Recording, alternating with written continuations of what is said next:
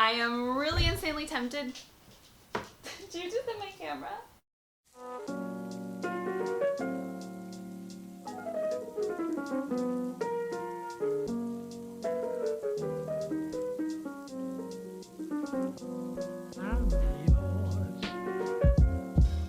Hey guys, welcome back to my channel. So today we are doing a project I've been wanting to do for like 2 years now, and I'm finally making a quilt. And quilting isn't something I've done in a very long time, so I'm really excited about this because I'm just envisioning myself having like a really cute quilt to like either keep in the back of my car for like picnics or to use as like a really cute like bedspread. So either way, I'm really excited about this. And I bought all of the fabrics a while ago at Joann's, and I'm so in love with this color scheme. I'm mostly doing like yellows with like this kind of orangey pink and some like kind of greens and blues in there. So I think it's going to be really cute and summery. And yeah, these are all just from the quilting section of Joann's, which is the most fun section of Joann's because it's all just printed cotton and it's really cheap and it's really fun to look through, and they have so many colors. So it's really fun to like build up your whole color scheme. And I honestly don't know how many yards I have in total here because some of these are just scraps that I've had for a while now. So I'm really hoping that I am going to have enough to like cut out all my pieces. But if not, there are actually some things that I'm still gonna have to go to Joann's and get because I want a batting to put in between like the 2 layers so that it's a little bit more soft. And then I still have to get a backing. So I already have to go to Joann's, so if I don't have quite enough, that's okay. But I'm hoping that I will. And my plan for this quilt is it's going to be a pretty basic quilt. And it's just going to be a bunch of square pieces and some triangle pieces. And it's really going to be like the simplest quilt we can make. So if you are new to sewing, this is a really fun and easy project for you. It's a great place to start, and it's also one of those things that you totally can hand stitch. I used to do that a lot when I was younger, but also if you are a regular sewer like I am, it is still a fun and very relaxing project. So I'm really looking forward to it. So let's get to cutting. So this right here is my very loose kind of sketch for the quilt where I kind of worked out all of the math aspects of it. So I think I'm going to be making this out of 7x7 squares. And so for the shorter side, I'm going to be using a total of 9 squares for a total of 63 inches. And then down the longer side, I'm going to be using 12 squares for 84 inches. And so if you multiply those out, it becomes 108 squares. So that's how many I'm going to be cutting out. And so because all of these are going to be made out of 7x7 squares as the total length, I'm actually going to be cutting out 8" by 8" squares so that we have a 1/2 inch of seam allowance on either side of them so that they become a total of 7. And so I'm just going to go through all of my fabrics and just cut out a whole bunch of these squares, and we'll see if I can get to a total of 108. We're gonna be here for a minute. And like I said, some of these I bought specifically for this quilt and others are just kind of scrap pieces. So I'm obviously going to have a lot of some patterns and not so much of some others. And then for the scrap pieces, I might also try to turn some into the triangle pieces. And to do that, I'm just going to be taking one of my regular square pieces and folding it on the diagonal like this. And then I'm going to line it up on my little scrap piece. And I'm going to cut it into this triangle shape, but I'm going to leave a 1/2 inch of seam allowance across the diagonal so we have enough room to sew it up. And as we'll see, I'm also going to be using this kind of ripping technique to get all of my clean squares, where I'm basically just going to put a little notch into one end of my pieces and then just pull the 2 pieces apart. And they will rip nice and clean down like the threads. And so that's how I'm going to be getting like my perfect squares. But you could also like measure out a piece of cardboard to the right size and trace and cut those. Or you can just measure it out. Like there's a whole bunch of different ways you could do this, and they're all totally valid.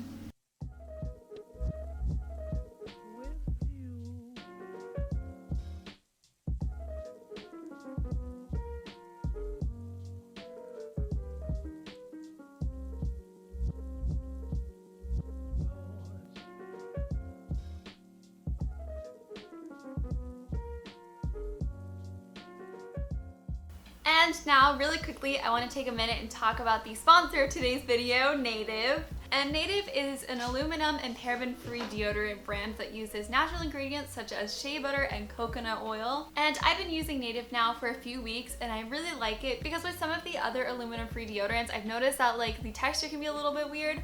But with Native, that is not the case at all. It's super smooth, it dries really quickly, and also all of their scents smell amazing. My favorites that I've been using are Cotton and Lily, Buttercream and French Vanilla, which smells so sweet, and also Cucumber and Mint. And this one is actually a part of their plastic-free range, which is really awesome because it is made out of 100% plastic-free materials. And so this one is much more sustainable and earth-friendly and still super easy to use. And all of their deodorants are also vegan and cruelty-free. And Native also offers body wash and toothpaste. So you guys should definitely check out Native, and I also have a little deal for you guys.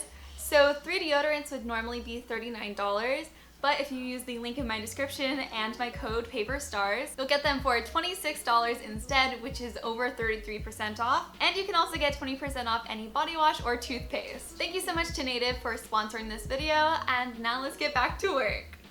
Alright, it is the next day and I finally finished cutting out all the pieces. That took forever, but it's finally done. So I have 4 stacks of 25 and 1 stack of 8 for a total of 108. And for the ones on the diagonal, I just cut like a random number of them. And to count those, I just took 2, and that is like 1 square. So including all of those, 108. And now I think the first thing I'm going to do is I'm going to take all of my little triangle pieces and I'm going to figure out which ones I want to put together like color-wise. So I'm just kind of sorting them out by color. And then when I find 2 that I know I want to pair together, I'm just going to put them together on this fold, making sure that they are pretty side to pretty side, and then I'm going to just pin them together down this seam. And so I'm just going to do that to all of these pieces.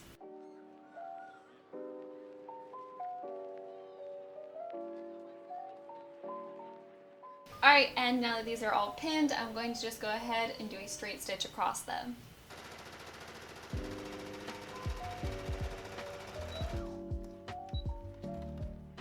Alright, and all of my triangle pieces are done, so I think I'm going to take them to the iron so that I can press them out into full squares. And while I'm at it, I'm probably also going to iron some of my more wrinkly, just regular square pieces.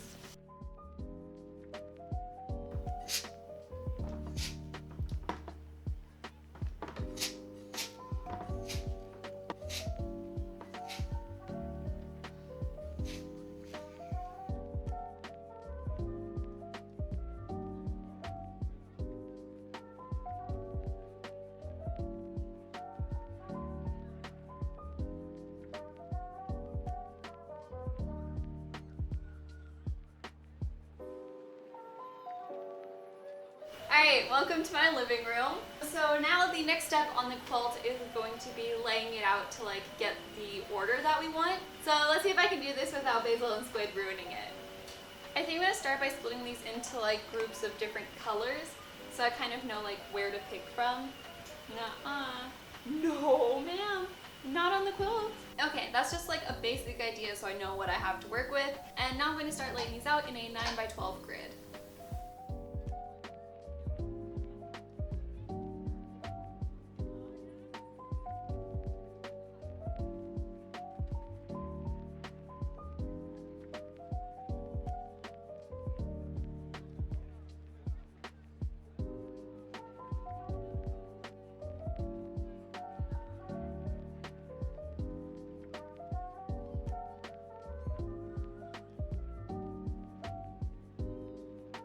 So now I'm just going to stack these into like rows, because the way we're going to sew this is we're going to sew all the pieces together like in rows like this, and then we're going to lay them back out and we're going to sew them in rows like this again.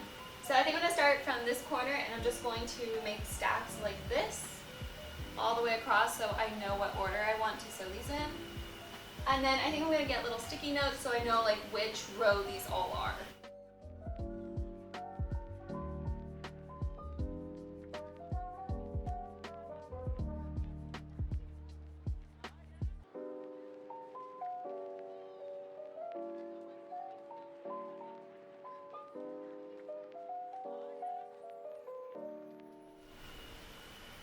Alright, and now we have these like really cute little packets.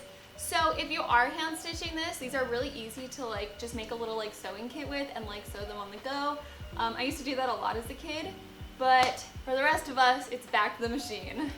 Now that we have everything like ordered and put into these neat little stacks, it's really easy to get started on sewing.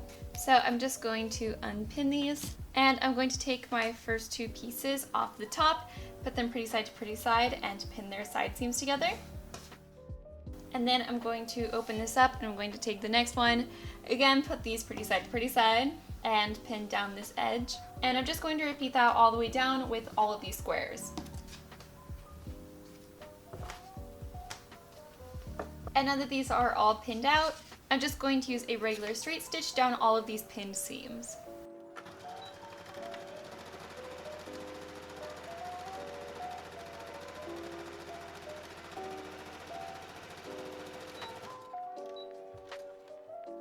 And now that the first one is done, we have 11 more to go, so I'm just going to keep doing the exact same process until all of these are just sewn into long rows.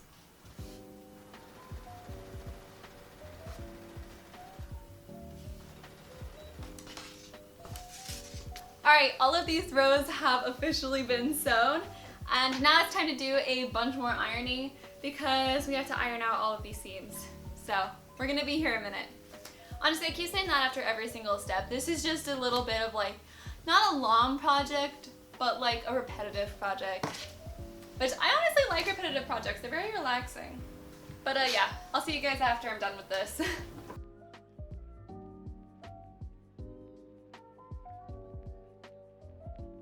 Alright, well we are back to working on the floor because we're going to need a lot of space for the next step. And I just finished ironing everything out and I am very warm now. That was a lot of work. But so I still have all of the numbers on my rows so I know exactly which one goes where. And now we're going to start assembling it into the big giant quilt. And I'm really, really excited. So I'm just going to put these in order really quickly. Alright, so now I'm going to be taking my first row and unrolling it. And then I'm going to take the next one and making sure that these are in the order that I want. I'm going to put them pretty side, and I'm going to pin them together all the way down. And while we do this, we want to try to match up our seams as best as possible. So I'm probably just going to be loosely pinning them right now so we have the correct order, and then I'm going to try to make it as perfect as I can before I actually sew it. But for now, we're just going to pin these together. And now I'm going to unfold this, and I'm going to add on the next row. And we're just going to keep repeating this until we have all of our rows.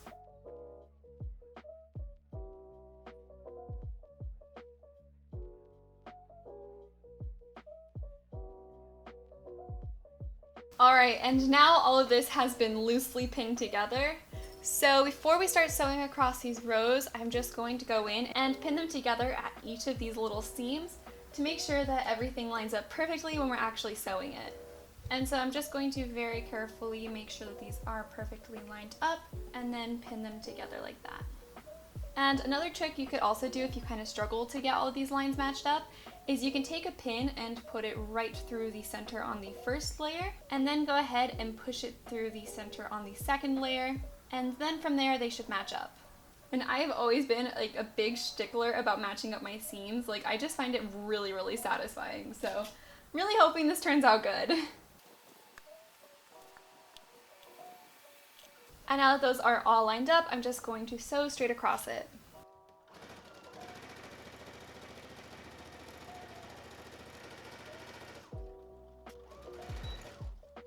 And here's the moment of truth for the first row. And some of them look absolutely perfect, and other ones are just slightly off, so if I'm really picky I might go back and fix that later, but for now I'm just going to keep repeating all of those steps until we have our full quilt.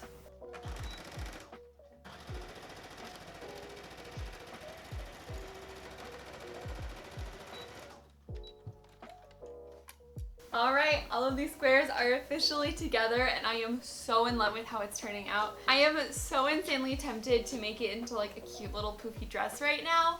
But I'm going to try really, really hard to hold off because I do really want to finish this quilt. And so now we're going to be doing even more ironing, and we're going to just be pressing out all of those seams that we just sewed.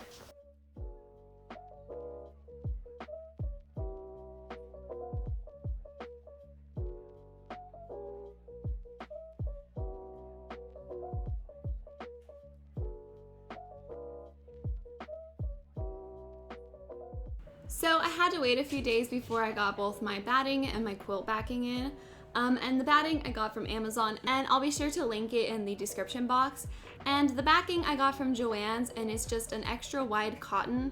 And I believe it was about 90 inches wide and I got 2.5 yards of it. And so what I'm doing here is just laying out all of our layers really nice and flat. So I'm starting off with the backing and then putting in the layer of batting and then adding our quilt on top and just trying to get everything as flat as I possibly can. And for this next step, instead of using pins, I'm actually going to be using these clips just because they're a little bit more sturdy. And so the batting should be the same length as your quilt, but then the backing should be about 1 inch or 1.25 inches longer.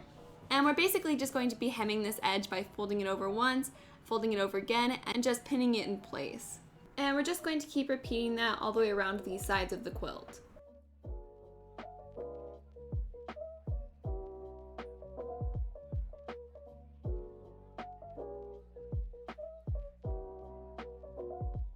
And the corners is going to be pretty much the same way, except first we're going to take the peak of our corner and fold that down so it's just touching the quilt. And then we're going to fold that in half again so that it's folded on a 45-degree angle. And then we're just going to keep folding the sides of our quilt the same way by folding it over once and folding it over again and clipping it in place. And once that's all clipped in place, you should have this really nice corner. And like I said, we're just going to keep doing that all the way around the border of the quilt.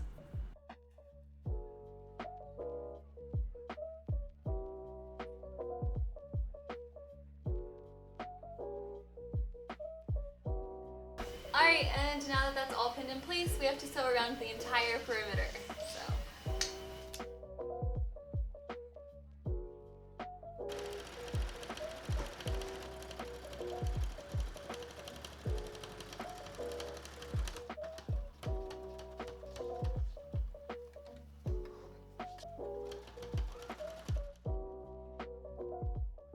And after that's all sewn, the quilt is officially done.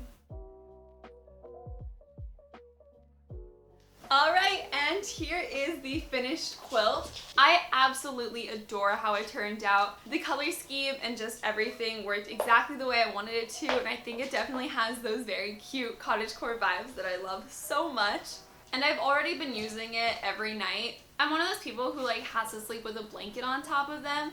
And this one's honestly surprisingly cool for summer, but I also think it's going to be really warm and cozy in the winter time. Like I said, this is a really fun and easy project and it's absolutely great for beginners. So I really hope you guys give it a try and make your own quilt because they're just really, really fun. And yeah, I'll see you next time.